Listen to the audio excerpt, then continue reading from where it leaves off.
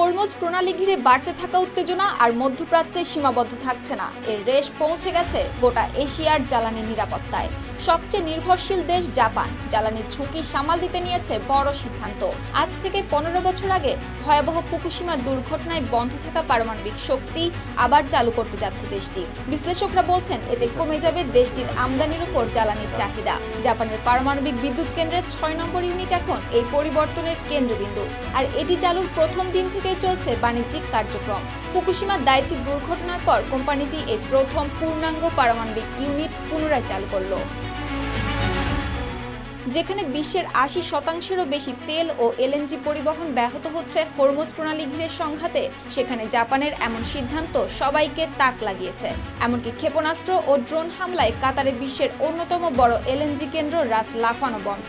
সেই প্রেক্ষাপটে জাপান বলছে, নতুন চালু হওয়া বিদ্যুৎ ইউনিট চালু থাকলে হরমুজ প্রণালী দিয়ে এলএনজি আমদানির উপর নির্ভরতা প্রায় 30% কমানো যাবে। 4 গুণ শক্তিশালী এনজাইম ও অধিক ফেনা সমৃদ্ধ অরিক্স সিলভার ওয়াশ মাত্র 70 টাকায়।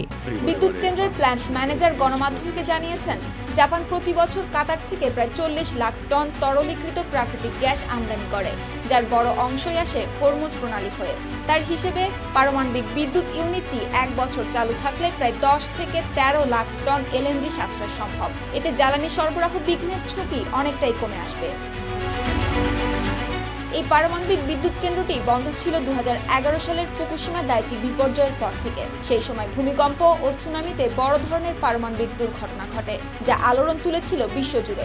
দীর্ঘ সময় সংস্কার আর নিরাপত্তা জোরদারের পর অবশেষে চলতি বছরের 16 এপ্রিল আবার চালু হলো এই বিদ্যুৎ কেন্দ্র।